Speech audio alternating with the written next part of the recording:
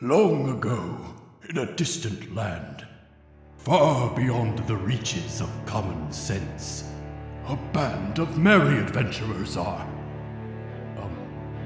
Well, they're doing something, that's for sure. But it'll be all mystical and shit. Welcome to The Final Rule.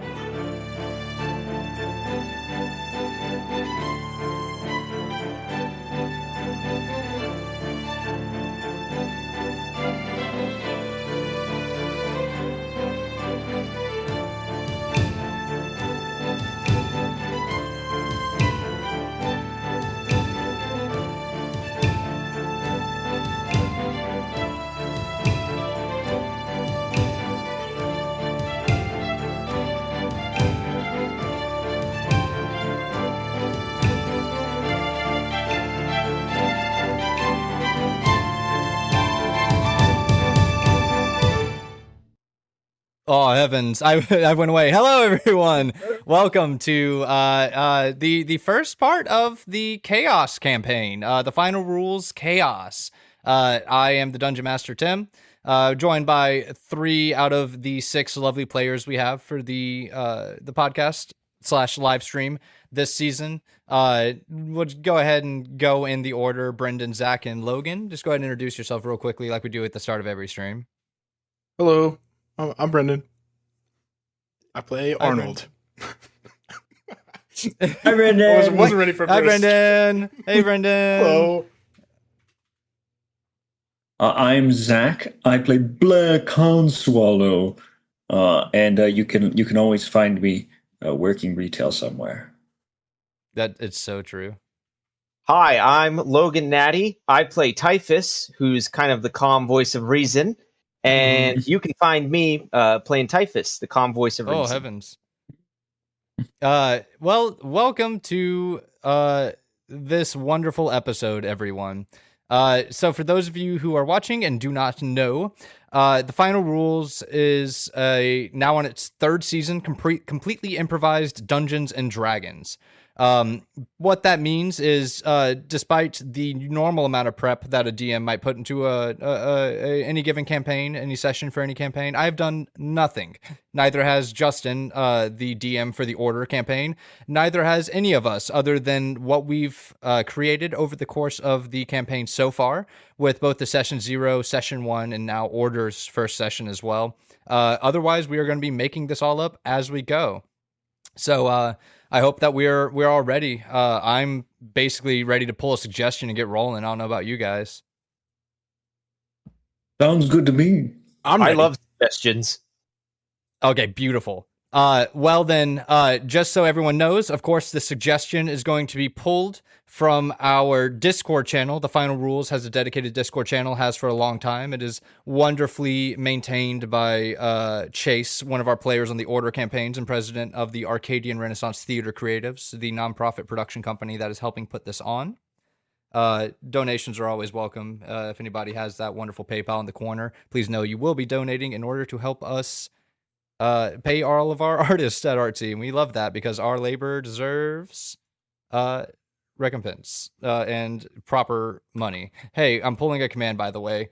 Oh, okay, so I remember I was looking at this one, right? I have no idea what it is. The suggestion that I just pulled is from Casey, added to our Discord. It's WEHaul. Hold on, I'm hoping that that's not something... Casey wouldn't do that to me. Let me see. Hold on. Is that like Yowie? I don't know, man. That What does this was word a mean? that Oh, was no, a lot so of it's letters different. that It's made up a word different. I've never seen before. It's different. I looked it up on my phone. Acute. Oh heavens. Oh no. Okay, so it's it's not an no thing. It's a very Korean concept that I'm gonna have to interpret on the fly. According to Wikipedia, Aegyo in Korean is a normalized gendered performance that involves acute display of affection, often expressed through acute voice, changes to speech, facial expressions, or gestures. Literally means behaving in a flirtatious, coquettish manner, and is commonly expected for both male and female K-pop idols. Okay, sure. I can do that. Y'all can do that, right? Yeah. Give me looks like some really that's long sleeves specifically- to hide my hands in. The U-Haul stuff, it looks like it was a TikTok. It was Oh. a TikTok viral story. That's what's the deal with the. Well then, battling Brendan, I hope you're against- ready to fold that into the narrative. Okay, so allow me to set the stage, if you will.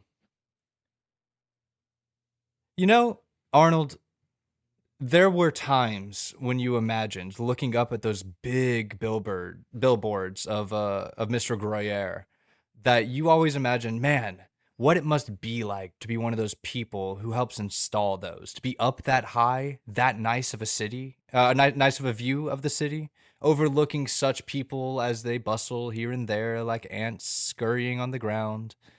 And Blair, for you, I think that the wish, the desire was a little bit different. Rather than physically being up there, I think you imagined what it might be like to have your face up there, just like Mr. Gruyere's orange demeanor, orange pallor. What it must be like to have that much power and recognition, to have an entire city drive past and go, oh, that's Mr. Gruyere, regardless of what they say after. And Typhus, oh, your head is hurting, you unfortunate poor soul. You feel like you're swimming, maybe, or flying, maybe, some sense of vertigo. And then it dawns one by one, each in their own time, that oh heavens, no, you're actually on top of one of these Mr. Gruyere billboards. Somehow, one way or another, whatever that weird artifact was that opened up with that very thick, it almost like you could feel concepts flowing through it as if they were pebbles in a stream, or maybe just like slightly thicker, warmer currents. All of that fades away now to a stark buffeting wind. Hard to hear anyone overlooking one of the main skyline trails into the city proper.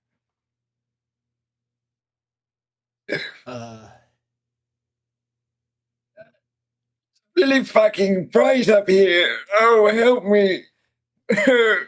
Did one of you guys? What happened? Did one of you guys drug me? Oh God, my head. Oh, No. I think I'm gonna be sick. Can we get down from here? Typhus, you make the unfortunate decision to lean over and see exactly how high up you are. Oh, holy shit! We're probably like at least 99 floors up. Oh, that's wicked Wait. high. Oh, no, that can't be right. Let me take This a has, peek. has to be the highest one in the city for sure. 99 floors up a billboard. What the hell? Oh God. Surely this is too high for anybody down below to see. This seems like bad urban planning. Immediate spotlights, red and blue flashing lights from far down below. You've got to be kidding It me. is unfortunately looking like you're about to have another run-in with the enforcers. Oh, okay, cool. Well, 2 in one day. That's like double jeopardy or whatever. Yep. Well, you have to hands get up. down first. Oh, well, We'll come maybe- willingly. We'll come willingly. Just come up here and bring us down. Yeah. We get them to come up here, bring us down. 2 birds, 1 stone. Or, and this is a bold idea. We could just jump off, see what happens. I mean, maybe they'll catch us. I'm all for jumping. All right, Virgil, come on. I don't know where. No, I'm Blair. Where's Virgil? Where's Wait a minute. the rest of our roommates? I think they're down there. Did they fucking put us up here? This is. Are we being pranked right now? This is like the top 5 meanest prank someone's ever pulled on me. If they already y'all jumped hear- down, the feedback of a megaphone as it sort of like up, and then from down below you hear, "Attention! We are going to be deploying an emergency feather fall net. You may come down at your leisure, but be prepared to face questioning upon your arrival. Otherwise, we will be forced to hold you, and then your penalties will be more severe." I immediately dive down head first. Oh, he's I don't going. know if they. Yep, I don't know if they started it already or okay. Yeah, we better hope they're quick on the draw. Okay, all right. You go second, Blair. That way I know it's safe. Oh, I'm waiting a second. Yeah, Typhus is around this time. Typhus, I think, is hitting terminal velocity. It's going as really he's falling. fast. It's a ways down. Typhus, about let's say 3/4 of the way down. I want you to give me give me just like a general wisdom save. Or I want to see how you're holding up here. That is a 7. Yeah, Typhus, I think a combination of what you just went through mentally, in conjunction with the artifact, kind of tapping into whatever force was using you as sort of its conduit in that moment. So having 1 HP and plummeting this far, I think, Typhus, I'm going to... I think it's time for Typhus to reckon with mortality, perhaps for the first instance in his life. Right, Typhus, for the first time, like your confidence like falters just slightly, and the question finally enters your mind of what happens if like things just don't work out for me. Oh my god. Might I also add 5 constitution total? Yeah, you had 1 HP. I'm pretty sure you got knocked out from. All right. Yes, but basically, Typhus, I think that you were just wondering what it would take to have someone draft your will, and what you would have to give. Why don't you describe to me what you would leave and to whom? If I had to give everything, well, that's the problem. I only have the bag of things that I have with me. Everything I've ever made is blown up, and everything I was ever gonna make was supposed to also blow up. So, gee, I mean, I guess I'd leave my bag to Virgil, wherever the hell he is, but it's not a very big bag, is it? It's just. And at that moment,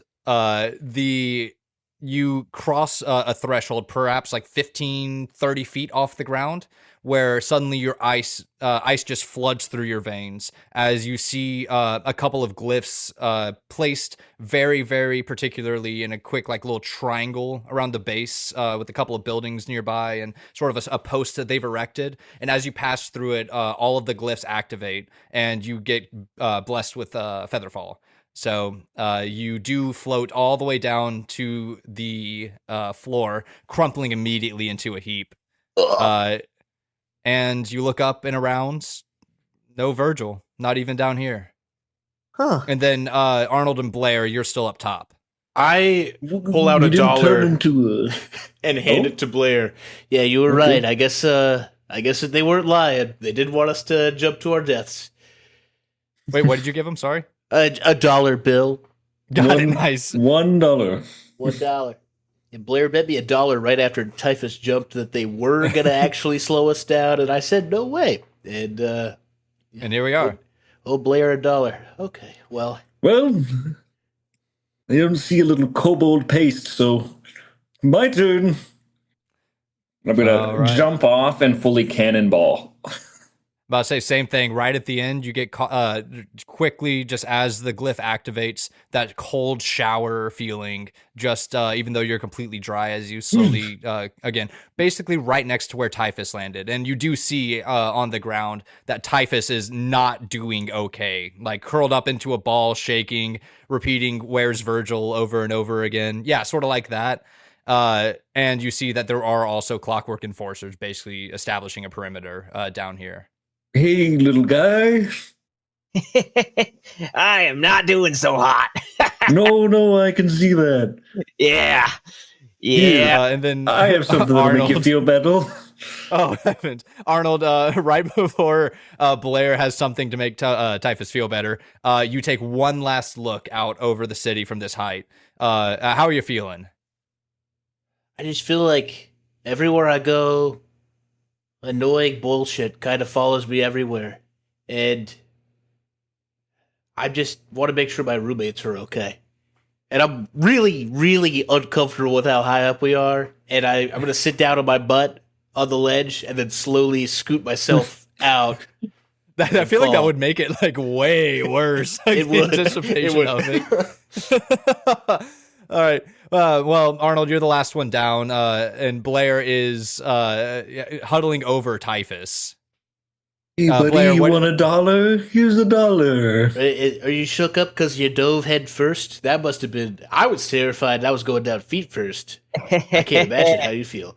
I am off the leash, and it does not feel good. Okay. Off the leash. I think he relapsed. I wonder if that's a metaphor or if we need to find a leash for Typhus. I'm going to tell you guys Ooh. something. This is the longest I've ever gone without somebody telling me not to do something. And All right. oh God. Well, first things first, Typhus, stop freaking out, okay? Just relax. Don't freak out. Just stop doing that, okay? Okay. That always helps when people tell me to stop freaking out. Makes me stop freaking out immediately. Thank you. Yeah, of course. I'm glad I could do that All right. for you. I'm surprised it worked, but I guess. Yeah, never worked in And, the apartment at all. Basically, at this point, some of the Clockwork Enforcers, not as big as the Halberd 44 Defer model. However, sort of the smaller, more standard guard fare. And however, Arnold, you were the one that had like knew about the Clockwork Enforcers, right? Like knew the model, or was that Virgil? I'll tell you what. Why everyone just give me history checks? Let's find out what you know about these Clockwork Enforcers. Yippee. That's a 19. A 19. Well, Typhus, that makes sense. 14. However, Typhus, I am unfortunately going to make the executive decision that you have disadvantage. You are currently going through a fucking crisis. Oh, get ready for this. Blair, what was 60. yours? 14. 14. I have a 16 from Typhus. 16 for Arnold as well. Wonderful. Okay. So, these Clockwork Enforcers, right? They're pretty standard fare, I would say, at the city, right? Like these are functionally the beat cops of the metropolis, right? You see them patrolling up and down. They're kind of a ubiquitous sight. You know that these are S3E4s. The S stands for short sword. Short sword 44s are, again, sort of grunts. However, you also do see a ZH50. That ZH50 is a Zweihan 50, and that is a much leaner, much meaner version, and it indicates that model was sent out here because you three may not be quite trusted, as it were, for many reasons at this point. You know, it's serious when they bring the ZH bottles out. I guess we got in trouble again. Yeah, one time Virgil got tabletop by one of the ZH models. I mean, that does... It would be a ZH bottle because Virgil's pretty tall. Yeah, that makes got sense. down on his hands and knees right behind Virgil's legs, and the other one came up and pushed him over. I don't know why. God, they're smart. Enforcers are tabletoping pedestrians, but yeah, that does. He was a combatant. I'll tell you what, Virgil that day, full combatant. Yeah, pretty effective way to neutralize someone. The next hour or so is a rush of flashing photography, lots of people with their portal slabs out, sort of streaming your images onto the data, the data dimension, as it were. We'll call it the iconosphere. Basically, just like how we have smartphones and tablets in order to connect us to our plane of data, if you will, these data slabs are going to be sort of the equivalent in this world, right? But it serves as an actual portal, right? Whenever you activate it, it almost appears as though like a small tear in reality, where no matter where you move it, you see what the portal is showing you on the other side. Many times this is represented by the mainframe's algorithm, sort of tapping into the reality, like the physical dimensional reality of the person viewing it, as well as sort of the psychic energies that they give off just from seeing what they normally see, you know, how the neurons fire and where the dopamine comes from. That is very much, the mainframe is able to influence the data plane in that way. and show you aspects of it that are catered personally for you. So a bunch of people have those out and are sort of using them instead of as a like them looking at the data sphere or the data plane. The like you guys can see right in, and you can assume that they're broadcasting your images all over the data plane at this point. Like y'all are starting to gain traction as being these crazy. Who knows, like disheveled. Y'all are all looking pretty rough. Artists obviously haven't eaten in a while. When was the last time that you showered, Arnold, or even like really took the time to groom yourself? Oh, well, probably the last time we were in the cell with everybody, but not really a big fan of showers. I got the backseat tug that kind of does most of the work. I talked to the rest of the roommates about why I shouldn't pay as much for the water bill, but it didn't never really panned out. I do it needing a grooming pretty bad though. It was Well, absolute luckily- horseshit. Yeah, y'all. Unfortunately, y'all do in fact look a bit rough. All of you, even Arnold. With again, Typhus looks like he's had Minty B, which is fair. Blair and Arnold look like they just went to hell and back, and also had to deal with too many cousins. However, luckily, y'all have plenty of time to rest up back in the cell that you started off in. Funnily enough, or one rather similar. We can count this as a short rest for the purposes of any hit point recoveries. Yeah, Typhus is back on the wall. It's his safe space. Luckily, though, it is not too long until the same severe-looking woman, the police woman, who gave Virgil those terrifying wet willies. Oh, man. Oh, heavens. I don't remember what her name is, unfortunately. I did not write that down in my notes. But she comes up and just takes one look at all three of you and then just sniffs, opens the door, and, like, walks out. She's very clearly expecting you to follow. Well, looks like we're walking out of here. Typhus, you're getting really good at just, like, flipping those things off, too.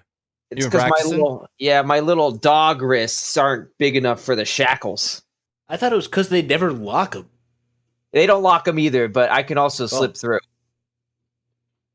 But y'all say, as she's walking, she says, I did not think I was going to have to deal with you lot again. Certainly not so quickly. Yeah. Gotta be honest, me neither. Yeah, I kind of thought we wouldn't get caught a second time, so... Well, I don't do well with repeat offenders. And she opens the door into the same room, except for this time there's only one chair in the interrogation room. Well, who wants to go first? You know what? I feel like you two are taking this harder than me right now. Let me go. I'll be brave. Thank you, Blair. No, all of you are going in there. Oh, so we have to stand and you get to sit down? That doesn't seem fair. We're having a police ceremony in another room. I won't even be the one interviewing you. Though if I did, and she snaps one of her like leather gloves down a little bit more and like really just like pulls out a fingerful of saliva. And then she goes for a second one too, implying that she would be able to get both of you at once with a just the most severe of torture. This has to violate the Constitution somewhere. Testy moment. Any way you could bring me back some punch? She turns, spins on her heel, and walks out. However, that before the door can shut fully, leaving y'all alone with your thoughts, someone catches it, and you see orange, immaculately trimmed nails, and just like a sparkling, like beautiful diamond-encrusted portal watch that as he sort of waves his arm, you can see straight through it into the data plane. And he pushes open the door, and sure enough, the loving paternal smile of Mr. Gruyere that you've seen your whole life is right there waiting for you. Glad to see you again, Mr. Gruyere. I must say, There he is. not as good of a lawyer as I thought you were, and you're a lot meaner than I remember you in the commercials. But Well, you are kind of a ball buster. Speaking of the commercials, you'll never guess what set I got called out of in order to come here to deal with some miscreants on my billboard. Law and Order SVU. No Resurrections, your undead-themed dining show. My guess was also going to be Law and Order SVU. He's really good. I do love that show. It was a commercial. I was filming a commercial. Listen, I thought I made it very clear the last time that I was in here that I did not want to be seeing any more trouble from any of you. And yet, here you are. Care to explain yourselves? Mr. Goyer. What of that artifact that we sent you off for? Mr. Goyer, if I may be so kind, that quest you sent us on was bullshit. And we got our asses handed to us. What the hell, man? By what? The artifact was supposed to be basically just a handoff. What could have possibly happened? Dude, it gave me like all kinds of diseases, man. It just kept shocking me. It made me nauseous. I don't think I'm sick with anything, but it definitely made me nauseous. You know the suburbs were still around? Yeah, I thought they were gone. They're not, though. Yeah, everybody said the suburbs were cooked, man. We went out there. They look just fine. That artifact, I'm telling you, dude, something's not right. Yeah. Describe to me these suburbs. You know, What they're just like any others, happened? but sort of like inside the cliff. Yeah, and the HOA was clearly doing a good job of keeping the curb appeal up, but not too strict. It was a good balance of well-maintained, but not, not too tight on the rules. I saw some garbage cans left Arnold. Might I also reiterate, once again, it was fully in a cliff. Like, that's crazy. Yeah. That like is the pretty sky cool. and all. Why, frankly, I don't know why you would cause all of this ruckus just to come here and tell me bullshit. You mentioned that I sent you off on bullshit. You come back with more bullshit. Listen, I'm not saying that y'all didn't go out there and that you didn't fuck around during your time. We did. But I expected results.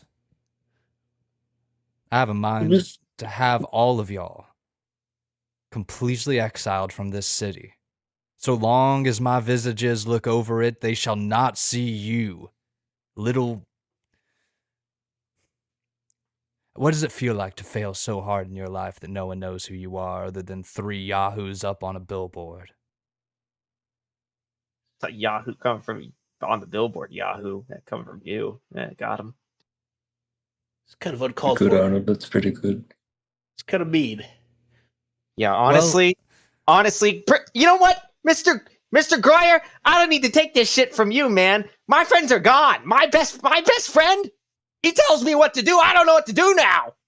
I'm lost.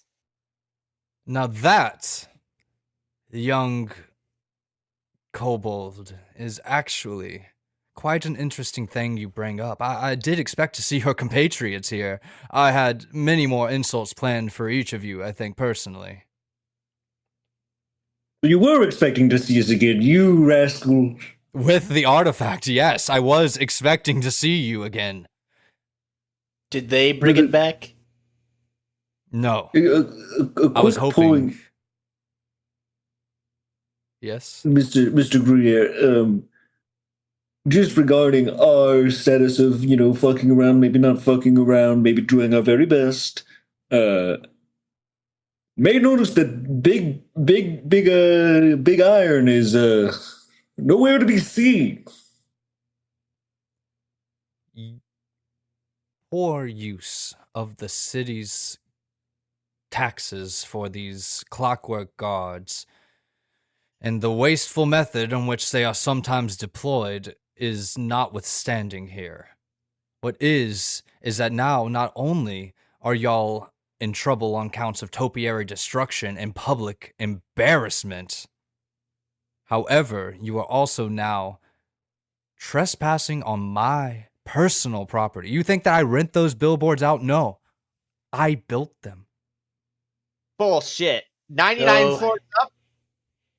I heard the truth about that. Mr. Gruyère's a made man. He built himself up. No fucking way. There's no way he got up there. I fell for like 4.5 minutes straight. Dude, I contemplate my whole life on that fall. That's a really big billboard. It does seem too high up, sir. Yes, there's no fucking way he built that billboard up there. What the? No. Mr. Gray, Y'all are all speaking like somebody who bullshit. hasn't had their eyes looking over the city for 42 years. Do you know what it's like to be looking out over the city? To have your eyes scanning the horizon as far as they can be seen. To be a man on top of the whole world. I'll answer that for you. You do not. It's just, Mr. Gruyere, we were on top of the billboard, so actually in that moment we were higher than you. Physically felt like we were on top of the world, for a little bit at least. Well, I hope that the taste was sweet. Because now you are back to being on the ground with the rest of the worms. Luckily, I actually come here with not just insults, but solutions. A way for you to, well, not elevate yourselves by any means, but let's just say help you avoid the worst of these penalties, at least as far as I'm concerned. And I have a lot of sway in the city.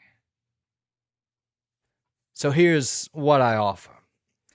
I have a client. Well, my firm does, but I just frankly can't spare the workers. Everything that we're doing is far, far, far more important, and frankly, this is something more of the caliber of folks of your type.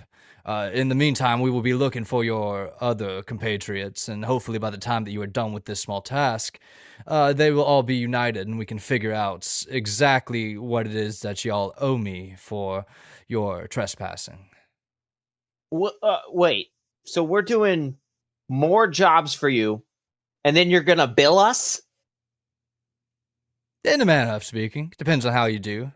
Who knows? Maybe I am wrong, and maybe you are not worms, but more like a caterpillar, waiting to cocoon into something better than what you are. Guys, I feel like we need a different lawyer to talk to this guy, because I feel like we're getting bent over here. I feel like if we had Who are you gonna find? Mortis Bree? Damn, Maybe. I was gonna find Mortis Bree. He can't be as bad as you say he is. I've never seen his commercials. If you go and look at his court records, I believe that is very easily disproven. Yeah, I think Mortis Bree was the guy who represented all those people that got run over by those buses, and they didn't get jack shit. $0. No. Yep, they had it caught on camera and everything. You'd really think. Yeah, he really bungled all those bus people. Was gotta it be your honest. defense, Mr. Gruyere, that argued they were dressed too much like the street? Well, to be fair, I wasn't the one that was arguing that, and I would have had a bit more of an eloquent. Okay, listen here. Okay, we're not here to talk about my legal defenses of the past, as immaculate as they may be. We're here to talk about the fact that I have a dead client whose heirs need to find out where they're. Let me start at the beginning. Do y'all know how fucking hard housing laws are? The legality of it truly leaves the mind spinning. But I have someone who is meant to be an inheritor who is looking for a very particular property. And unfortunately, somewhere in the legality of it all, the bureaucracy moving from desk to desk, the actual everything regarding who actually owned the house in the beginning must have gotten lost somewhere in the shuffle. So we don't actually have the property deed, but we do have the succession paperwork lined up. I just need somebody to go out to the property and see if it is ready to be transferred in this way. That's all. We're not evicting somebody, are we? Yeah, it sounds like you want us to either off somebody or evict somebody.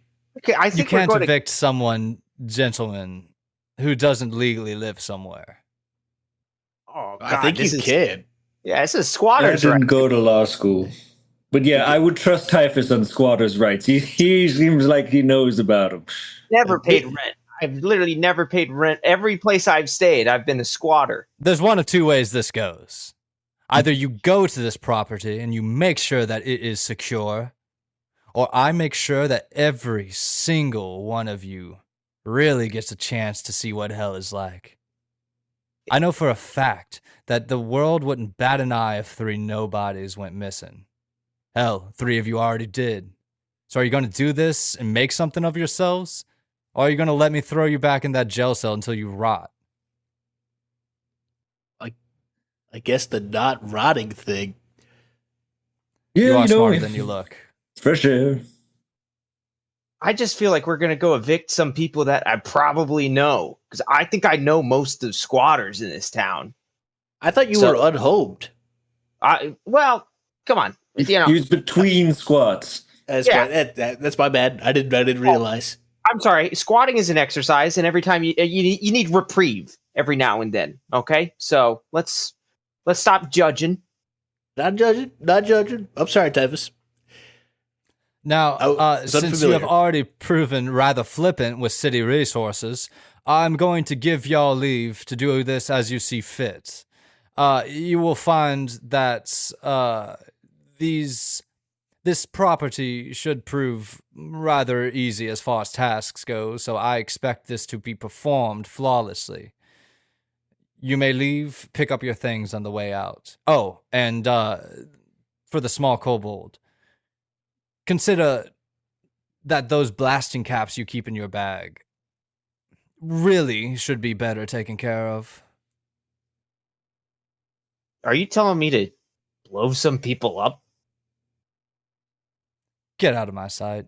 Okay, I'm really I don't know what he meant by that. I feel like It's like what I read. It seems like he was gonna either like he fucked with him somehow or like he wants him used. Either way, let's he's gonna be a lot of mixed vibes. Yeah.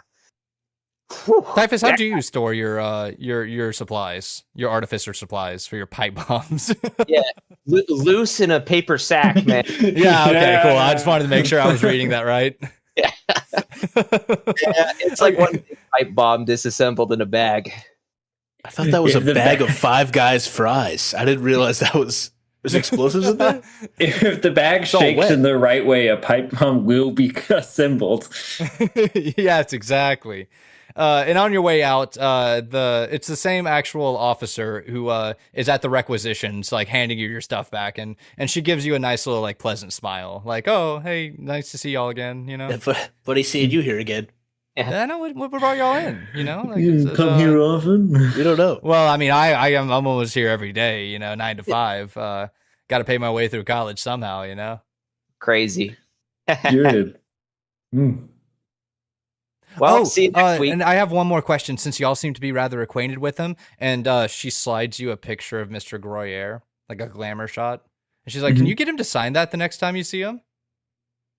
I'm a huge fan of his billboards and his commercials and all of his spots on all of the daytime TV shows. Yeah, he's really cool, huh?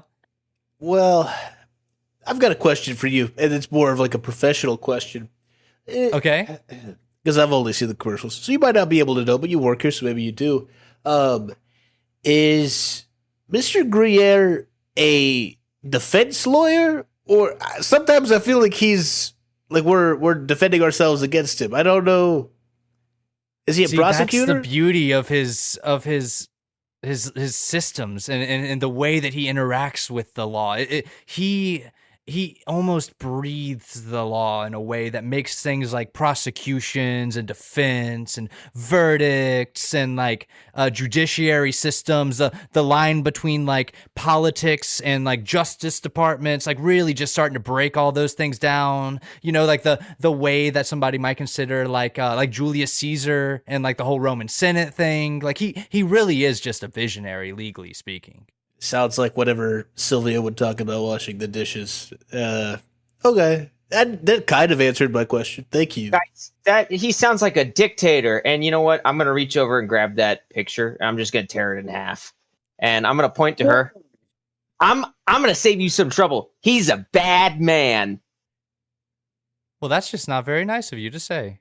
Well, he's kind of rude.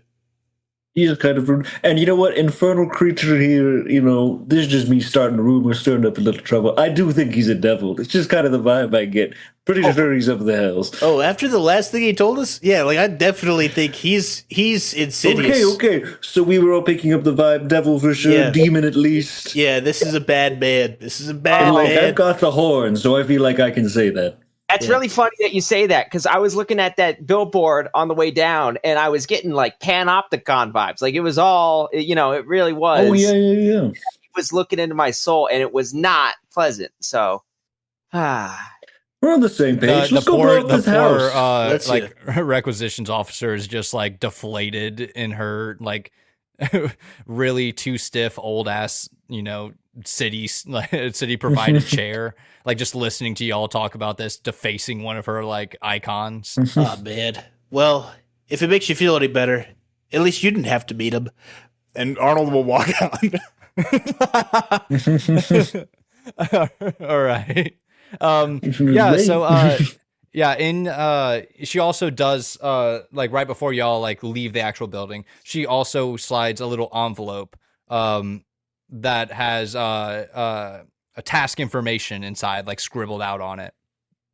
Oh, fantastic. Yeah, it's a bunch of legalese on the inside that basically like binds y'all at least corporally to like all sorts of bad things if you don't go and do this. But on the upside, you can get like a $200 gift card for helping in this way, like upon completion of task, and then like a mail-in kind of like voucher system. Was this penned by Mr. Gruyere himself? No, absolutely not. No, Mr. Gruyere doesn't sign any things anymore unless it's like into reality. You know what I mean? Like physically like etching it into the dimension itself, Oh. Can I see that real quick?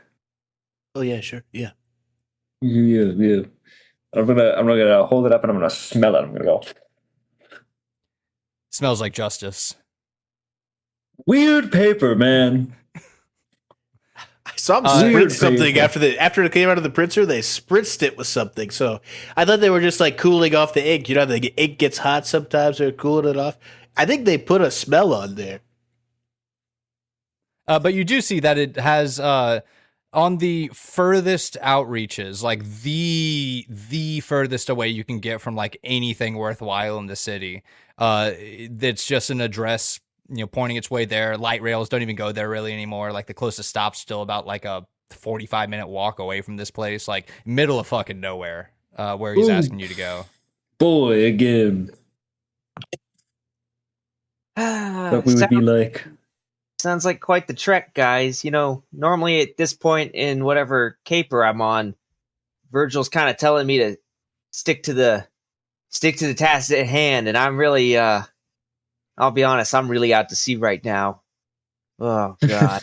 Well, hey, we're heading out there. You're doing a good job. Really? Yeah. You're on the task. Guys, I feel like I bungled that last social interaction with Mr. Goyer and that lady who handed us lots of things. No. Yeah, maybe things could have gone smoother with the requisition officer, but you spoke your truth. Yeah, and to be fair, I think it's high time that people kind of figure out that Mr. Gruyere is kind of a dick, because I watch the commercials and he really is nice on TV, but he's been nothing but rude to us ever since. I'm like, he's been throwing me a lot of big signals, and he's really mean.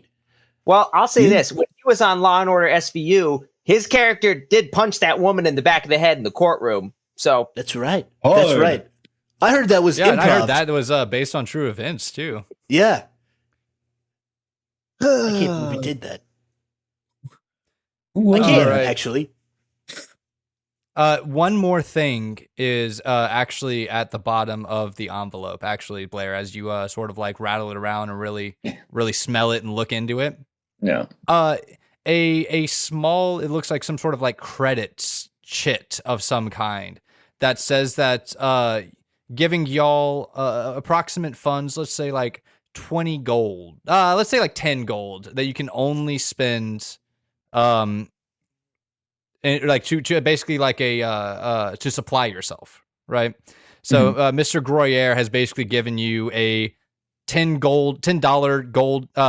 Let's establish. I like the idea of a gold dollar being the, you know what I mean, or like a dollar gilt or something. Yeah. I think it's messed up that on the paper it said 20 crossed off and then 10. Yeah, I did too. They really reconsidered it too, but like at the end of the day, the paper's law, you know. So yeah, you have 10 gold. Would you want gold dollar? Gold dollar. Yeah, Gold you have dollar. 10 gold dollars to go spend. GDs are usually what they're called, or Godals?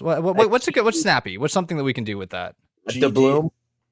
The bloom. The GD. Goddamn gold dollar. Yep. Okay. Well, let's just say the GD. But it still has it has a line through the G and a line through the D, like we have for our dollar signs, with like the one line through the S. Does the line go all the way through the G? Like the line just kind of continues through the rest of the back of the G? Yeah. Or is there a second vertical line through the G? Yeah, it's really like just kind of it's not elegant. Okay, so it's like GD with strike through. Yeah, we'll do a GD with a strike through. Let's do a GD with a strike through. Anyway, you have 10 gold dollars to go and requisition yourself with. Well, We could just, call a ride share. I was going to say pick up some psychedelic drugs for the journey over. I was going to say we could pay someone to, well, I don't want to say put a hit on, but we have to unseat Mr. Gruyere, guys, at some point. No, that's fine. Goddamn gold dollars and put a hit out for the biggest man in town. I don't think we're going to do it with 10 GDs, but I think we could invest like a 1 GD, maybe 2. See, we could get lunch too. I'm kind of hungry. We could get lunch. Here's what I was thinking. I thought you were going to say we could hire somebody to go evict this, the property that that Mr. Gruyere's looking after. We offer to pay them 7 10 GD upon completion of the task. Good try, Arnold. We come back. We call it 5. Let's start at 5. We go get lunch. Maybe we start at 3, and then we can work our way up to 5 if we find they're a little, less than willing. Because if we're willing to do it for $10, then who isn't, right? We put 5 on the outsourcing. We do 5 for lunch. That leaves 5 for psychedelic drugs at the end of the day. Mm-hmm. I like this plan. Who's the highest passive perception out of y'all, just out of curiosity? Lord. Highest is the key word here. I don't think anyone's... it's just wisdom. Y'all really aren't either. It's 10 plus wisdom, right? Yeah. 13. 12. Okay, beautiful. Well, Blair, you almost you're walking and y'all are chatting about who you can hire, and you sort of stumble a little bit into one of those chalk tripod, or you know what I'm talking about, the signs outside of cafes and bars. They're a chalkboard surface, like a special board, and you almost stumble over that, and you look up to see, man, Blair, if there were a place that you could hire somebody for 3 to 5 gold dollars and also get a pretty decent meal, it's here at Fightin' Flynn's, which is the bar that you have just stumbled into the chalkboard of, and the bouncer gives you a sour look. It is approximately 7:30 or so. More dinner time than anything. Oh, are you guys thinking what I'm thinking? We ask for lunch menus anyways? Yes. Yes, because they're going to make it. Yeah. The customer is always right. You know what I'm saying? Exactly. They won't even say anything. Well, y'all, the bouncer sort of eyes you as you go. Arnold lets you through. Blair lets you through. Typhus, hand out. Oh, hold on, buddy. I'm afraid I'm going to need some identification from you. I don't have that. What I do have is a little something you might like, and I pull out my bag that's just loose explosive paraphernalia. Take a look at this. No, sorry, not interested, turns out. You're kidding. No, deadly serious here. You can't come in unless you have some ID. Oh, this stuff is so good. I mean, like, you could make, like, at least 3 pipe bombs from this. What the hell, man? I'm not going to make any pipe bombs with it, so it doesn't mean anything to me. Okay, You got an ID, buddy? Guys, I don't want to wait out here. No, it's okay. I know what to do. Do you have your portal on you? I've got mine. It's half dead, but I got a little battery left. I think we're on the same got mine page. too. I think it'll be best if like the bouncer uses his for this. He trusts his own phone, right? He says, fine, you got me. Let me try. And he pulls it out and he shows it. He sort of looks at it and, holds it up. Is he okay? So- Okay. Now, what you're gonna do? Because this is gonna have all the necessary identification. And I promise it's like no big deal. Just look at the recent arrests for the city. Oh yeah, the He headlights. looks into it and you see his eyes reflect for a moment some arcane tint as the data the data portal just taps into his psychic connection to reality itself. That tether gets kind of bootstrapped by the data slab. The data portal, the portal slab. What are we calling it? Data. Let's call it a data slab. I like data slab. Portal is sort of the colloquial term for it. That's sort of an Apple iPhone versus Android, Motorola Flip, kind of thing. Mm-hmm. But the data slab, he looks at it for a moment and he goes, "Oh, ain't no way y'all are coming in here. You two get back out too." Nope, too late. No take backsies. So y'all just sprint in. He's like, "Hey, hold on." Typhus, you're too swift. You walk in. This place is sort of down home style, a little bit grungy. Probably could use a couple more mopping attempts before they start to kind of get the stale smell of ale out of the concrete floors. Whenever you looked at those in the past, you didn't think that they were supposed to hold on to smell, but goddamn, something is. And there are 3 people in these bars. Each of you sees one. You all see a different person simultaneously. Blair, who do you see first? Oh, I see someone I know well. Old choreographer at the community theater. Dirty Mike. Oh, heavens, not Dirty Mike. Dirty Mike, a few things about him. He's just a normal human, but he is fully 7'4" and about 320 pounds. Jesus. Dirty Mike, he moves like a ballerina, and he's got the grip strength of the deep sea. Wow. Okay. Arnold, who do you see? I see a friend who's not really a friend, but someone familiar. I think we live in the same neighborhood. His name is Mr. Wellington, but folks call him Beef. He's a 60-year-old turtle man who wears a fedora, and he's got very pronounced forearms, like Popeye. People aren't sure. He might have spent a lot of time in the moving business or something, but just what we call him. Dude, everyone's got to move in the city at some point. You can't stay in the same borough forever. Mr. Wellington never runs out of work. That's what I'm saying. In Typhus, who are you seeing? I see someone who I don't know, but it looks like Virgil in a wig. It's a lady Virgil. Lurgil. I know it's Lurgil. Oh my god. Are you seem like you're just kind of in awe at this, Typhus. I've never seen anything like this. I don't know if I'm excited. I don't know if I'm disgusted, but I'm feeling something and I am intrigued. All right, so about to say, y'all are still in your little group, having just burst through the door. You all see these people immediately, right? Mr. Wellington? And Dirty Mike.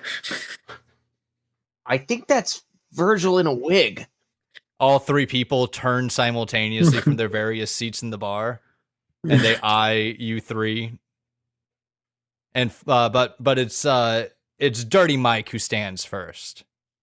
And Dirty Mike, you old so and so, come here. And you like this unit of a person. Like standing maybe is not the right way to describe the way that he sort of unfolds himself, and like whenever you're just thinking there can't be any more vertebra to kind of like align to gain him any more height, he just goes a little bit more, and yet somehow like the mass that fills out his frame like stays solidly built like a fucking tank. And Dirty Mike goes to move over there, and no sound to the footsteps, just a slight of like his bell-bottom pants sort of like scraping the floor, like the hems of him as he sort of saunters over, and he says, my, is that Arnold Gloves McAffee and Blair Codswallow? And I didn't Typhus. think I'd ever see you boys again after what happened in Metropolis the musical. I know. There was a lot of lives lost that day, Mike. It's horrible. I still think about it sometimes, but I try not to. But you know why it was, Mike? Tell me, Blair. Because your choreography's always killer, man. Bring it in. Oh yeah, big hugs all around. You see A lot Typhus of people from died. like you're like kind of trying to glance around this large human because you still want to keep eyes on Virgil in a wig. And it turns out that she might be looking over your way a little bit too. Hey, I love how your makeup is like clown makeup. Like you look like a blow-up doll. I think that's awesome. Oh, he's doing bad over there. The bouncer comes in and very roughly goes to grab Typhus. Hey, before I go, just like you meet me outside. I got some information you might be interested in. Wait. Beef swings his long, veiny, thin turtleneck over. No, I think I have words for that one. Typhus, Wait, where I do you didn't know go? knew beef? He's What did you- oh, there he is. Oh, there he is. Come, Arnold. I hope I don't distract you from your friend, but it seems as though those two have some catching up to do for but moments. Bring your small friend over to me, and your collaborator can come once he is done. Oh, certainly. Thank you, Mr. Wellington. Typhus. Oh, again, Arnold, call me Beef. You're right. Sorry, beef. No, call me Mr. Wellington. It didn't Okay. sound right when you Yeah, said it that that's- time. We'll try again next time. I'll give it a shot. Anyway, but like like the bouncer sort of like cocks an eye at Typhus, last warning style, like hits you with like the rock, like really, gets it up there, yeah. And lets you go to leave you skedaddling over towards Mr. Wellington. And Blair, meanwhile, Dirty Mike sort of pulls you over to the bar. He has his own special bar stool actually at this bar. And he sort of brings you next to it. He sits down. Yours kind of creaks a little bit, but the way that like as you sit down, but the way that Dirty Mike sits down, again, the chair doesn't even make a noise. In fact, even whenever he turns, even though you can see there's a little bit of rust like on the actual mechanism, like as if it were freshly oiled. And he says, Blair, didn't expect to see you again in these parts of town. I hope that everything's going well for you and your collective. I see you managed to pick up another one. He points over towards Arnold. Yeah, I don't even really remember how. He's just here now. We met him a little bit earlier. I think he was like throwing rocks. It was great. We're like, he was up to some kind of bullshit, and we all got arrested together, and now we're all up to some bullshit together. Speaking of some bullshit, I I'm got all two ears. questions for you, Dirty Mike. One, do you still party? Oh, you want me to answer them one at a time, or like after One you at ask a time, both? absolutely. Okay, one at a time. One at a time. We can take a Blair, little moment here. If I didn't still party, I think they'd be calling me Squeaky Clean Mike. Is all I'm gonna say to that. If that ain't the truth. And then 2, would you be willing to like evict somebody for 5 GD? What? Okay, never mind. We'll move right past that, man. Don't worry about it. No. You're evicting someone, or is it? It's not Sylvia, is it? I always liked Sylvia. She moved so sinuously. Yes. Sylvia and I, everybody in the collective, we're all still friends. We're all still staying together. Sometimes we get into little disagreements here and there, like when Arnold didn't want to pay the water bill. It was total bullshit. He leaves the tap on for like hours at a time, drinks way more water there than he should. Unacceptable for him to try and get out of that payment. I think he should pay more. But look, we get over it, we get through it, and we're all still together. So then who are you trying to evict? Oh, just like, I don't really even know. I just got the address here. Then unfortunately, Blair, no. I will not. I'm sorry, I'm a lover, not a fighter. And I know it, Mike. And a choreographer. I remember all too I do well. that too. Yeah. Yes, very excellently, as we've established.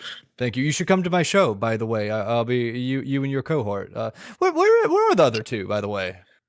Oh, I don't know. We lost them somewhere around hell. Do you mind if I buy you a drink while you talk to me about that? It sounds like you could use somebody to talk to, Blair. Absolutely. I would love a little sippy sip. All right. And Arnold Typhus, Mr. Wellington, did not stand up. He has a really nice, sturdy walking stick that he actually has a weight tied to that he normally keeps like coiled around. But while y'all are talking to him, he takes it and rotates the weight up, holds it, rotates the weight down, coiling it up there. The entire time, forearms are just fucking bulging out. Like, we're talking like veins so thick you could stick a finger in them. Like, we're this turtle's. You know why they call him Beef. But he sort of gestures you to the small like little table that he has. Gets a high chair. Motions for a high chair for Typhus so that he can see.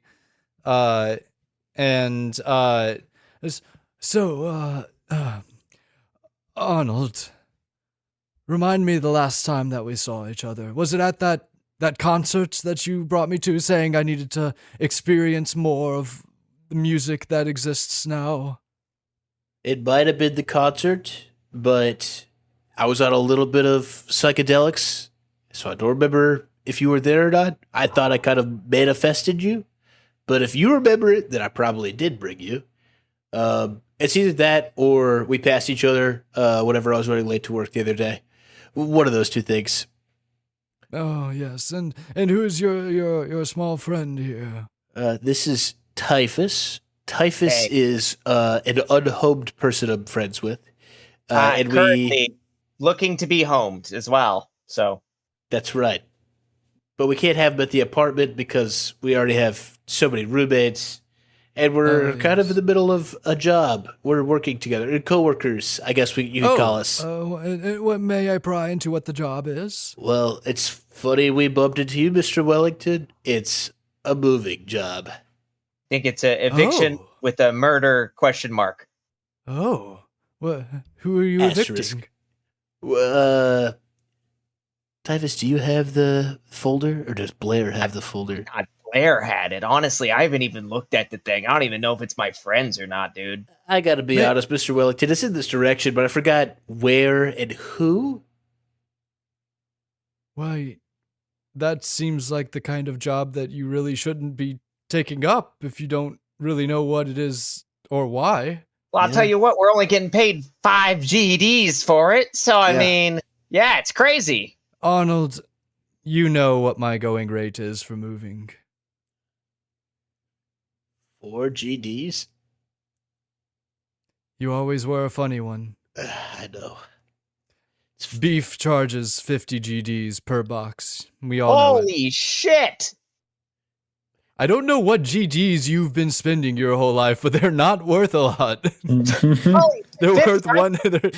I've never even held 4 in my hand. I think I gave one to Blair earlier after you jumped off the billboard. Well, regardless, unfortunately, I cannot help you.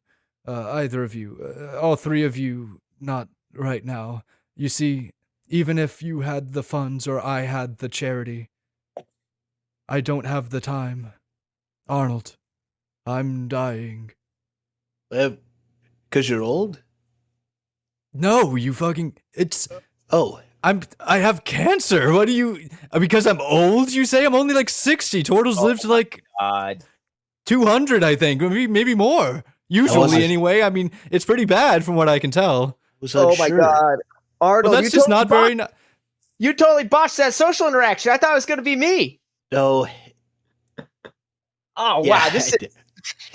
I did. Well, regardless, I'm sorry, gentle people. I cannot help you. So and sorry, so, Mr. as Wellington. Blair finishes up the story about how Burbia gets good chuckles, really like a lilting laugh, like really, like really beautiful person, this Dirty Mike. And, you know, as everyone's kind of looking around, you catch up a little bit more with Mr. Wellington, but everyone's eyes, you know, sort of meet each other, you know, shakes up the head. Nah, man, sorry, couldn't get the help. But then everyone's eyes slide back over to the furbolg that's sitting at the bar, you know, with a little bit of a stringy, poofy style of hair, you know, very, very well kept. The last opportunity you have to find help here. Don't make me, guys. All right. It could I'm be gonna a get team thrown effort. out of here. If I talk to her right now, I'm getting kicked out. Who feels charming right now? I got to be honest. I don't. I really botched that whole thing whenever Beef told me he had cancer. I thought he was just Okay. old. Yeah, I mean, you, that's rough. I didn't know about that. That's tough, man. I'll tell All you right. what. If I had to quantitatively assess my charismatic capabilities on a scale of 1 to 20, it would be a 6 neutral. But we skewed down. I think we skewed down on. We skewed down. 6 out Today- of 20? Today we're just not batting a lot right now. No. No. So you know what? Here, I'll give it a shot. I'll give her the old Blair Codswallow charm. I'm very familiar. I have nothing but faith in you, Blair.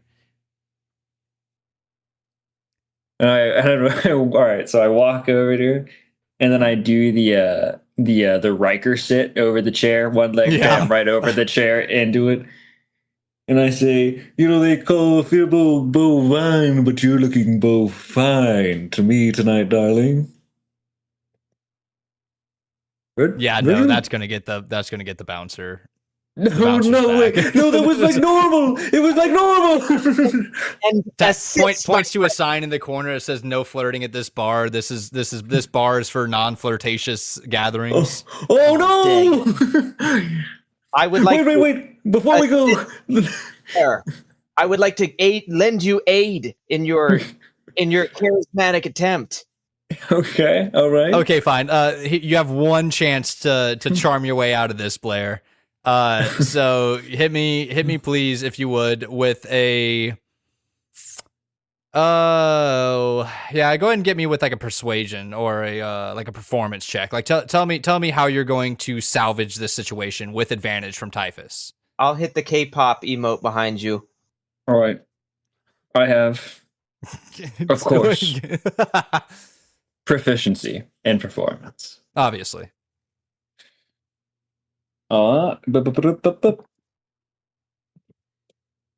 21. Dirty or Dirty. Yeah. Roll again just to see if you hit the crit. All right. Come on, crit me, Blair. That would be a dirty 20 this time. Okay, cool.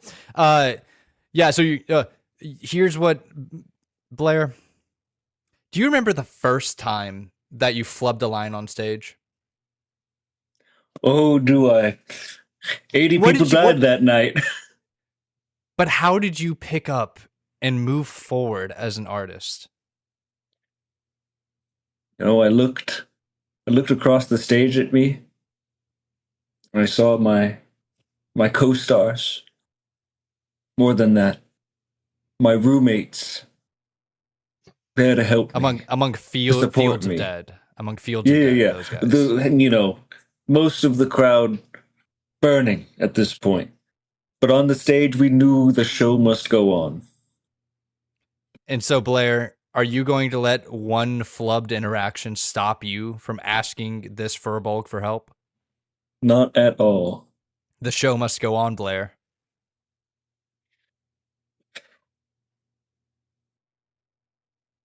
Do you sell drugs or do you want to help us kill somebody? Yeah, no, the bouncer's kicking y'all out. Okay. Oh, shit. However, as the bouncer's going out, he slides you a little slip of paper, and like under you have like a little front coat, like a front shirt pocket. He slides it in there, pats your chest a little bit, and sends you out onto the street. Y'all did not get lunch, by the way. Blair, you had like 3 sips of that drink. Oh,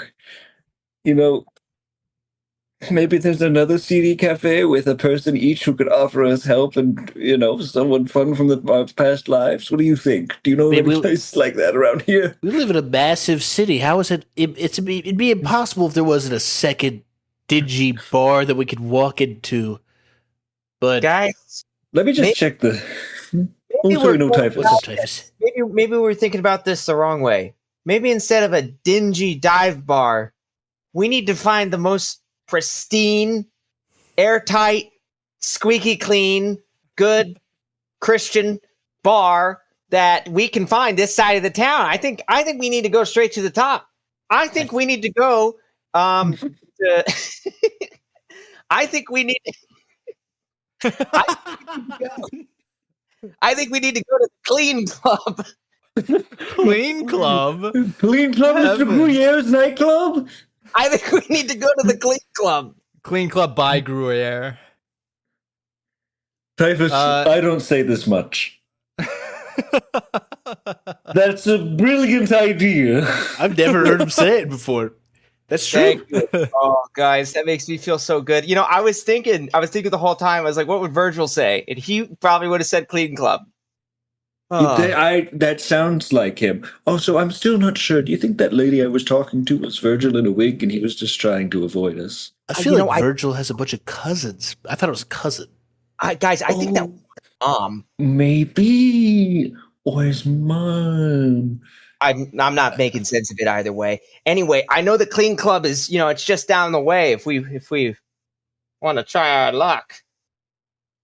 I mean, the worst we could do is spend all of our money on cover, get in, no one does it for us, and we end up being more broke than we started and have to do it ourselves anyways. What money do we even need for, like, a minor eviction, assault, perhaps manslaughter or murder one, if Like, I could do that for free, probably. Probably. Considering that it's like, only 10 GDs, we probably can't spend a lot of it on anything anyways. I feel like this really was just money for lunch. I will also it was say, probably lunch money. Even collectively, this is also the richest I've ever been, so I feel great. Yeah. Hey, you know what? You're the first of us to get up. Yeah. Think about it that way. We'll follow right behind you, buddy. Thanks, guys. Well, you guys are funny. You know that? You guys are really funny. Blair's always been the kind of like the speaker of he's always had the best jokes in the apartment and in the group. Yeah. No, come on, guys. No, really, Blair. You're so inspiring and funny at the same time. That means a lot, really. Blair, I really like the way you got in that woman's face after you flubbed that first line. You got in her face, and I could see the spit flying all the way like into her eye. Probably, I thought that was. It was really effective how you grabbed her and yelled right into her. There's no way she didn't hear what you were saying. It was crazy. I wanted it to be clear I wasn't flirting, and I was directly communicating about business. And that was not flirting. No one's going to argue about that. That was not flirting. Nope. Nobody was going to mistake that. And so I think we did a good job, all things considered. And maybe they were just being a little bit too tough on us. Yeah, kind of like Mr. Gruyere. They were just kind of being kind of like mean. Gruyere. Not as mean, Speaking of, let me check the contract here, see if there's like a time limit or anything. Yeah, wait, where are we going? Because I kind of forgot the first time. Who are we? Yeah, so evicting? you're looking. From what you can tell, what you have is the copy of a copy of like a copy of a deed. Again, like we are looking, like you can see the darkest part of like the printed text, but like again, like whenever we're talking about like legal limbos, like we're talking about like this level of like bureaucratic slop. You know what I mean? Like this is probably the best that they've got. And it's actually really, like, even though it's on the outskirts of town, it's at least somewhat close to the Clean Club by Gruyere. So you could actually kind of hit up the Clean Club on the way. It's still the better part of like with light rail transit and like walking. You're probably looking at like a 2-hour trek beginning to end. At 9:30. Yeah, no, getting there late for sure. A lot of Definitely gonna be artifacting on this. Hey, I say we get straight on that light rail and we hit the Clean Club. You know what? for it. Is it on the way? I think if it's on the way, why not? What? Yeah. Again, worst we could do is spend all of our money on cover, get kicked out, beat up, mugged, robbed, and then we're unhoused as much as Typhus is. And we Yeah, forget to you do know. the eviction part. Yeah, keep and you know talking what? about That'd be fine. Yeah, but that's the worst case. Imagine the best case. We go in, we all get like probably 10, 15 more GD just in tips because we all picked up part-time jobs serving for, I don't know, maybe just 30 minutes, hit a table or two, put on a little show. You guys do theater. What were we going in there for again? To see if other people would do the thing we were sent to do. We wanted to see if in the nicest nightclub in the city there was someone who'd be willing to do our job for us for, and I quote, $5. To be fair, the people we would expect to do it hiding in the dingy places, they wouldn't Yeah. be there because we expect them to be there. Same way the enforcers would expect them to be there. The enforcers aren't expecting these guys to be in Clean Club. They're not. That's where everyone knows all the real G's hide in Clean Club. Everyone buttoned up.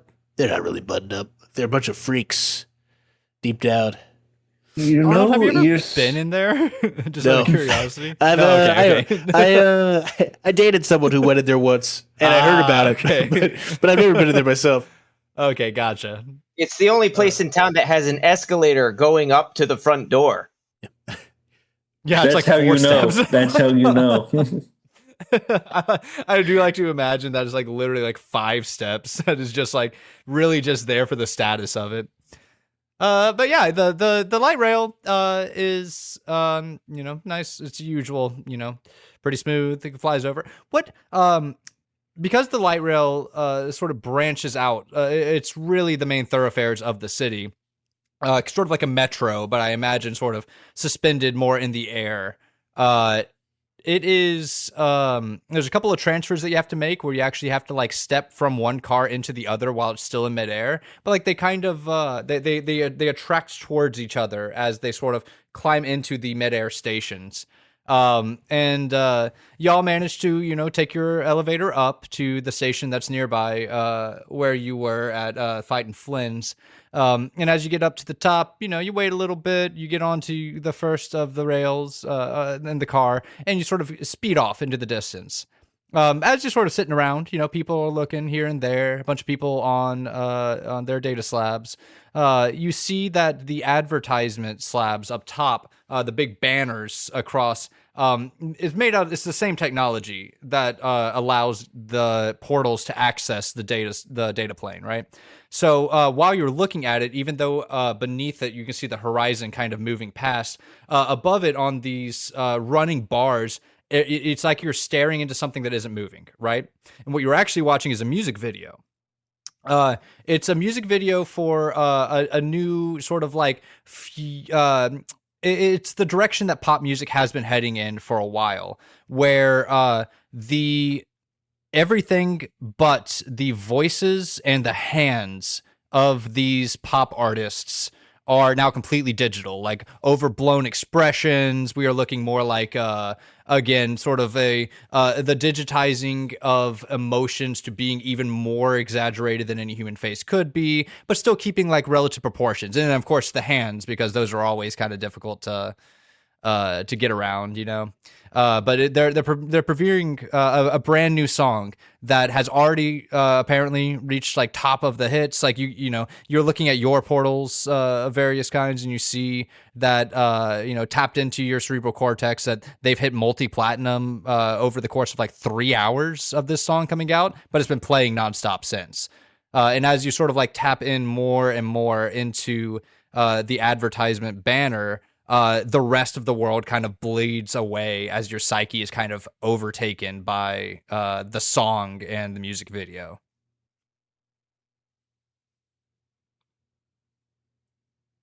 I hate this fucking city. Is this a song about the truck? I can't remember anymore. I don't know. The song title pops up whenever you think about the fact that you didn't know what the name of the song was, and it's called "You, Me, WEHaul" is the name of the song. Yeah, this is the one about the truck. Is Drake on this? The dragon rapper? I thought he was almost on Cobalt. cue. A line of fire like lights up in front of the artists, and the digital image of them starts to like melt away like wax as a hot bar gets dropped, as well as some hot like fire from the dragon's maw. Yeah, there the he dragonborn rapper. Yep. As my least favorite thing about the way the medium changed is that hot bars are legit hot bars now. No one can really spit game anymore. Oh, some people spit acid, I think. Yeah.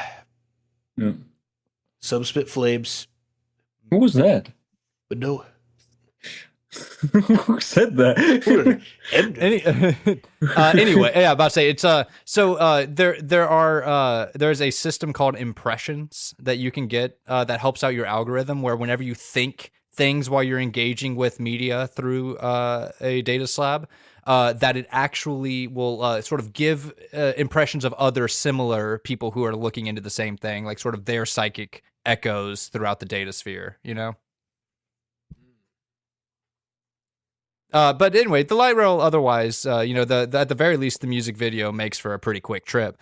And you disembark, take the elevator down off of the SkyTram station, and you are dumped in front of what appears to be glass, we'll say like 5 stories high, but the glass has like filigree running through it, almost like marbling.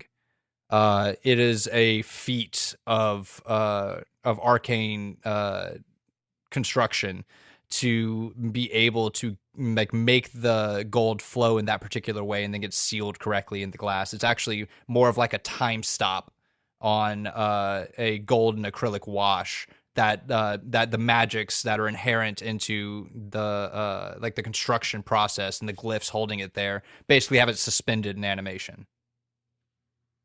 I hear they're still paying the is construction Clean wages for all the like tens of thousands of GDs just for this one wall. Whoa. I don't And of think we're going to be course- able to afford the cover. Sitting in front of it, of course, is Mr. Gruyère's giant brassy G spinning away eternally. Guys, we have got to get in there. We've got to get in here. It looks crazy, man. Guys, I've never seen something so cool. We got to get in there. Yeah, and even if we don't find what we're looking for, I think just the fact of like getting inside would be a pretty big deal for today. Yeah, Virgil would never believe me if I said we were in the clean club. Oh my god. They welcomed us in with open arms. That's what we'll tell them. That's right. It's Yeah, about to. it's about 9 to p.m. happen. or so there's already a line out the front of the door of people trying to get in. Oh man. Well, you guys, contract out. Let's just cut on up to the top of the line, why don't we? Oh, yeah, we'll tell them we're here on business. We'll show them the G. Smooth sailing. Oh yeah. That's a good call, actually. I thought we were All going right, to wait well- in line. Y'all all run up to the exasperated eye rolls of everyone from Azamar dignitaries who are coming in from the heavenly planes to sort of talk shop in the city. You've got, of course, the Kuotoa embassies, and those guys always leave things smelling interesting after they have their communions with their deep lords about just how much investment they can put into the various pacts around the political affiliations of the city, you know? But of course, like, they all have seen this before, a bunch of ragamuffins, vagabonds, if you will, walking straight up as if they ever had a chance in the world, much less whenever they have a kobold who's flashing 5 GDs right in front of them. Mm-hmm. No, but you see here on the paper... Mr. You walk Greer up and you himself see, said us. at the door, there's not actually a doorman. There's just one of the clockwork ravens sort of perched up top, watching everybody as they come through, and a QR scanner that opens the door. You see everyone has their data slabs out in their hand, ready to go. Birdie, right here. That bird. Papier. You're going to have to switch your scanner to something else because you're going to have to read this. No QR code, but come on down, little bird. I grit my teeth looking at the clockwork from bird. behind you in line as somebody like motions with their slab. Like, you know, are y'all gonna just Hey, we're waste all the trying. time, or? We're trying. Yeah, we need a second, okay? Okay. The bird doesn't see our pieces of paper that are actually, they have the stuff on here. The most likely... I'm gonna try. I'm gonna point my I'll get my portal out and I'll put it right up to it. Error. Too poor. Not enough GDs in the bank account to enter. Damn. All right, hold on. Interface with me here a little. No response. All right, gang, I think we're fucked. What do you say we I'm of 2 minds. 3 Will minds, you get out of the actually. line even if you have 3 minds? I don't want you to... Hold on. So we're stepping back. It's fine. Yeah. You're fine. You know what? No. This is how I'm a person. I'm not allowed in there because I'm not good enough. The person next in line like holds their slab up to the scanner and it says sufficient funds. Welcome, and opens the door. I run. And it smells wonderful in there. It smells wonderful. Are you actually going to try to rush it? Yeah. You're going to get probably command word halts if I had to guess. So if y'all, I'm going to. It's going to be coming from the bird. I'm going to say DC a wisdom save DC 13. Okay. Not good. Crit. Oh, very nice.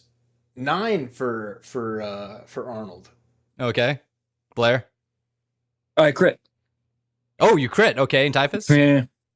I'm not running in. I'm just continuing on my tire. Oh, okay, gotcha. Yeah, well, Blair, like both of you, like Arnold and Blair, both immediately, like the whatever feral instincts drive both of you, compels you forward to attempt to make it through the door. While in the brief moment that it was open, Arnold immediately, it's as if you hit a barrier and immediately get brought to your knees.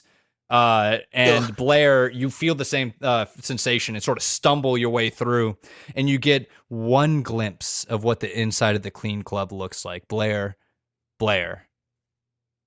even if y'all had gotten in here, this place ain't for you, buddy. Like, the moment you look around, you realize that no matter how much you've ever dreamt of fame and wealth, nothing like what it takes to make it in here, man. Like, these people... Their like bodies themselves are outlined in brass and chrome. You know, they've had various pieces of themselves augmented at this point, far, far beyond anything that you would even hope to. Hell, you even see one of Mr. Gruyère's like top like legal aids, has actually gotten the augmentation to where he has his entire like orbital cortex completely replaced with portal lenses. So he is always tapped into the data plane. And as you look around, unfortunately, even though grand dreams of finding somebody in here who would be willing to help you out, as you're sort of forcefully shoved backwards by a couple of the bouncers right immediately inside, this is a world that you were never meant to glimpse. And as you sort of like get pushed back outside, Arnold gets released, and you know the guards just sort of glare at you as the doors close.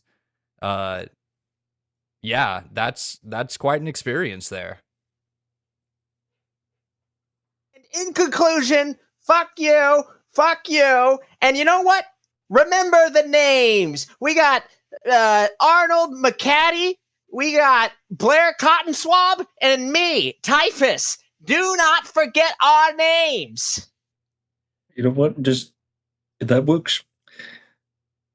I'm feeling strange. The way I haven't felt before. Is it because the bird yelled at you and you didn't?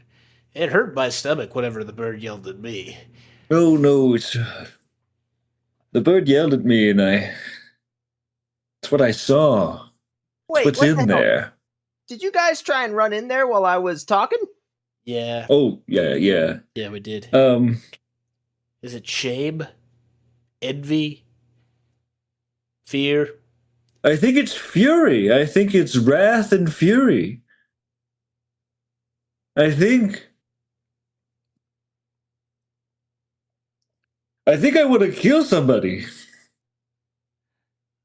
Yeah, I remember the first time that I got rejected from the clean club, and smoking a cigarette next to you, appearing out of thin air, dang old Mortis Bree.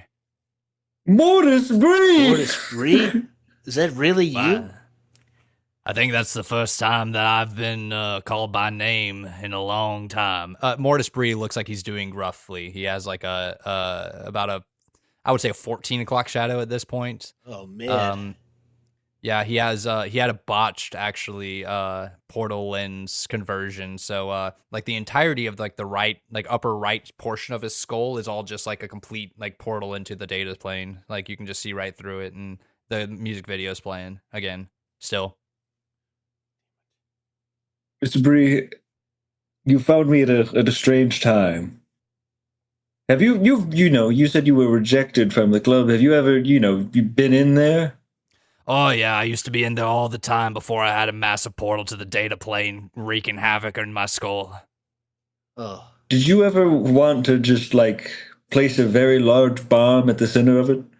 Well, I'll tell you what I'd like is for this music video to stop playing. It's my entire... I don't even know what y'all look like, to be honest with you. I felt a different presence.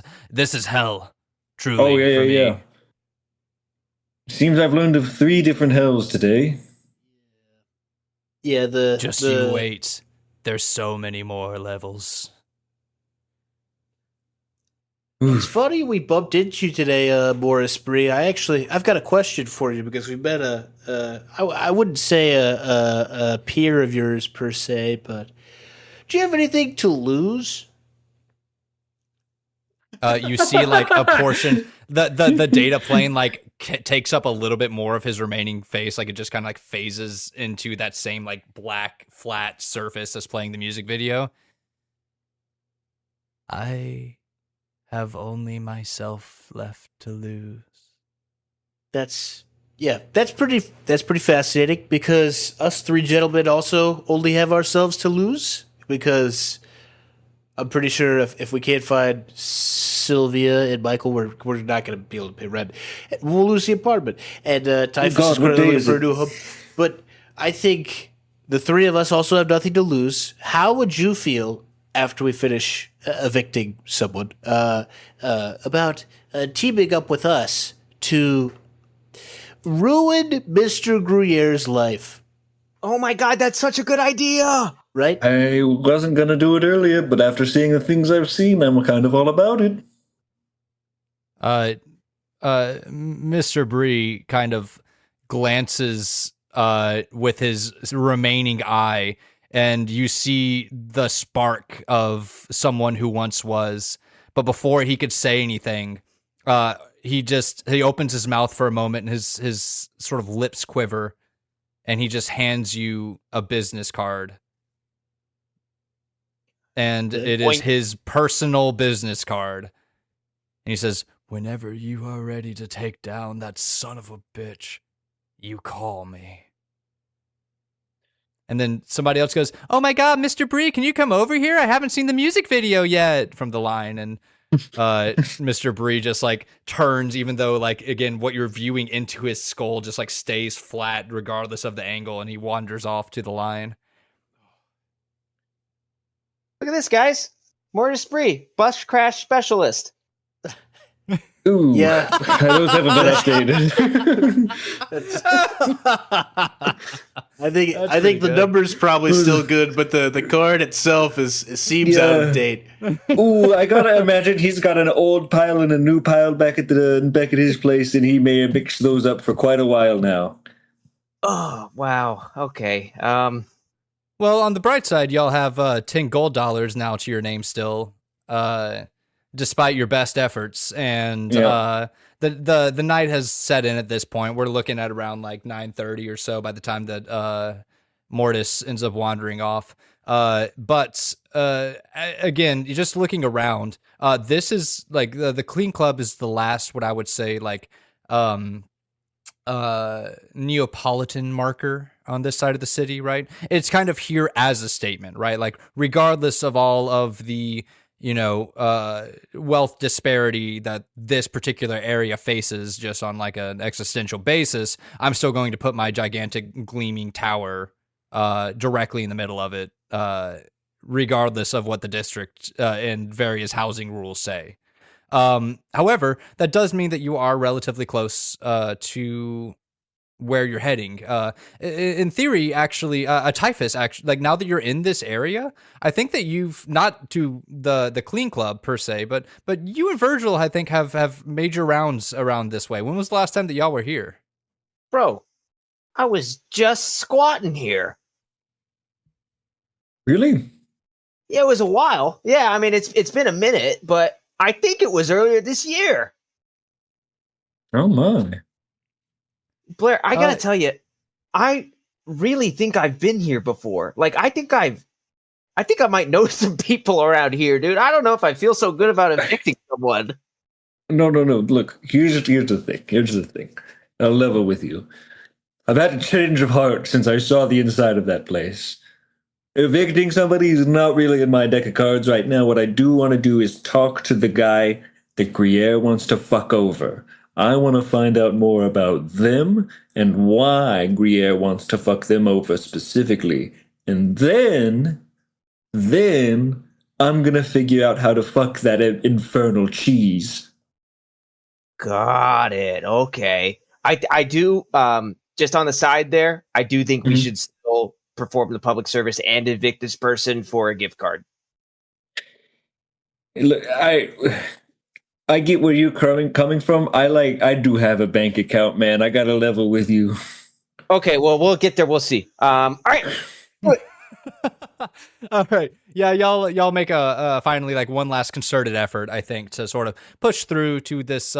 It's actually like especially not even just for the area. I think in general, it's a relatively nice home. And really, as you're walking through, I think that it strikes you all the sheer humanity of the places around here, where even though these aren't the nicest or biggest of homes per se, certainly not what you could find as you get more towards the heart of the city, these are homes that people obviously have spent lives in, whether it's paint slightly fading and chipped but still put on with care, or whether it's a couple of shingles missing from the last big dust storm that blew in from the eastern crush. It's just one of those places that has a lot of history. And as you sort of turn around and you see that the Clean Club is still dominating the horizon in the background, again, it just kind of strikes you how discordant that feels. It's in a way that perhaps you felt before, but never really had something that, let's say, like a symbol to channel it, right? To evoke that feeling. And I think at the very least, especially for Blair, now you do. Seeing these little family homes, generational homes, that are in desperate need of repair, with this backdrop of this gaudy glass and gold building scraping the heavens as a Tower of Babel with as much pride, it strikes you that perhaps there is something here, right? You were just given this meaningless task, but maybe there's something that can be made out of it, right? And as you sort of approach this house, 2 stories or so, an unkept lawn, but still, signs of moving in and out, right? It's a house that looks like it may have been legally lost for quite a while. I think that from what Mr. Groya told you is true. However, you definitely see some sort of large, beady eyes glance at you really quickly from a window and then dart back inside. Well, this is the place. Should we come up with a plan first, or do you want to just play it by ear? I feel like a little improvisation is always nice, but I am kind of not bad at breaking into places. If you guys want to kind of talk to him and get the idea of, hey, we're not actually going to evict you, I think that might be a good idea. That I could, or all 3 of us could, if we're not going to actually do anything nefarious. Yeah. So, like, my thinking here was like kind of one of 2 approaches. One, we walk in and be like, we're gonna squat here. We don't know anybody lives here, and just like try to open the door and go right in, see what happens with that. Just get the conversation flowing. I feel like with Typhus by our side, we are as vagrant as possible right now. That's We're true. reading squatter. I will say, I'm very nervous about lying. Like, I'm not good at it. I'll go with it, but like, if he speaks to me, I'm No, Typhus, it's not a lie. You want to live here, don't you, buddy? It's No. nice. You don't want to never live mind. It would be a lie. It would be a lie then. So let's. That's the dog park I used to light bombs off in when I was younger. And I'll be honest, I'm not welcome in these parts, buddy. So live here. No, thank you. And if he says anything to me, Let's reconsider. It's past 9. It's getting late. We don't want to stay here, but we have to squat somewhere. And if we got to squat somewhere, we might as well squat in this nice place. It's not our first choice, but okay. Think about it that way.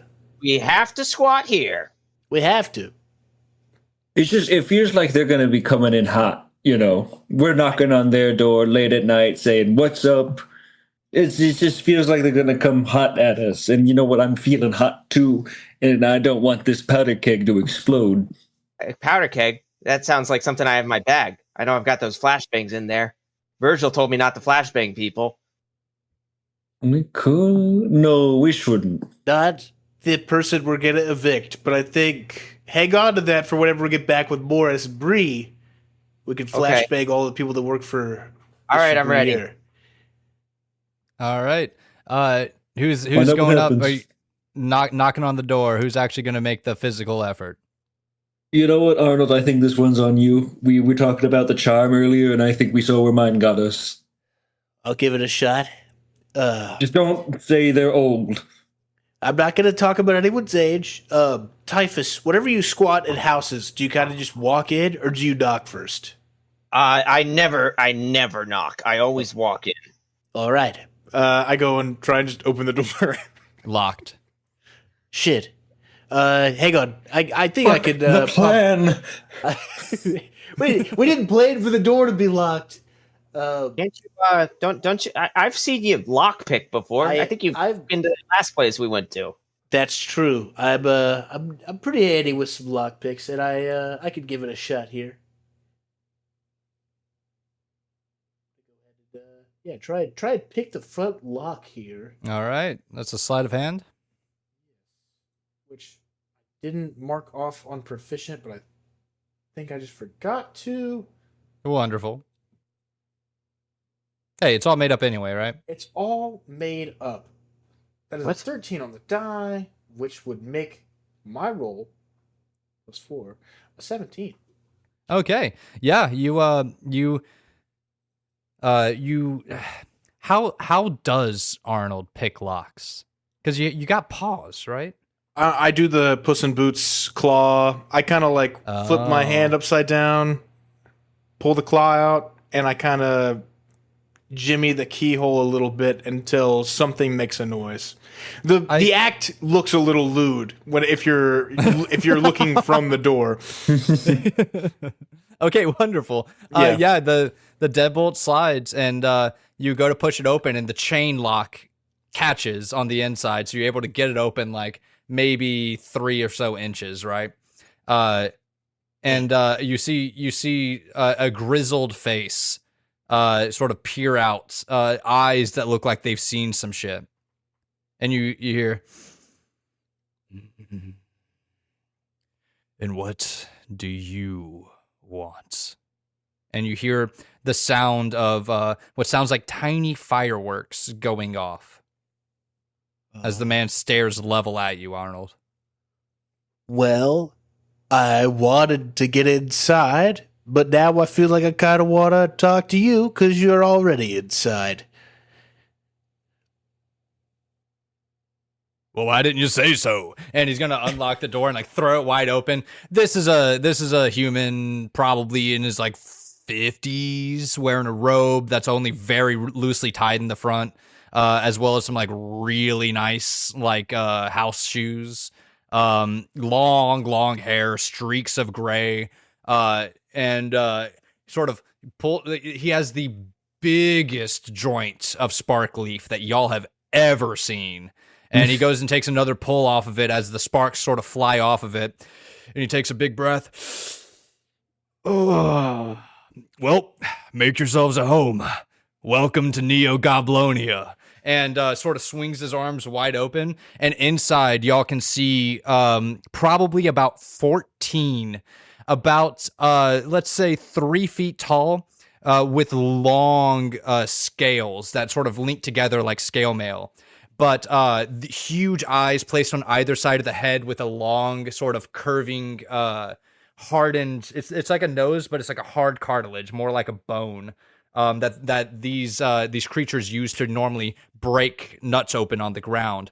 And as they sort of all turn, their eyes, their pupils versus their irises of different color, sort of lock in to like very small pinpoints. And every single one of these goblins starts to shake their scales as they flush with different colors at the sight of all of these new people. And the man at the door, as you all sort of walk in, shuts it behind you and goes, "So, make yourselves a home, I suppose. My name is Derek Stormfighter." And that is where we're going to be ending it for today. Yeah! Oh my god. Well, so there you go, y'all. Thank you to everyone who was watching. Thank you for everyone in the chat, everyone who's checking out Artsy during the live stream or whenever this is out on podcasts or as a VOD on YouTube. Thank you all again. Please do consider subscribing if you like what we're doing. We're trying to hit that 500 subscriber goal so we can start doing our custom emotes. And otherwise, please come join us on Discord. Feel free to donate to Arcadian Renaissance Theater Creatives, or Artsy. It's the production company that makes these, nonprofit based out of Livingston Parish in Louisiana.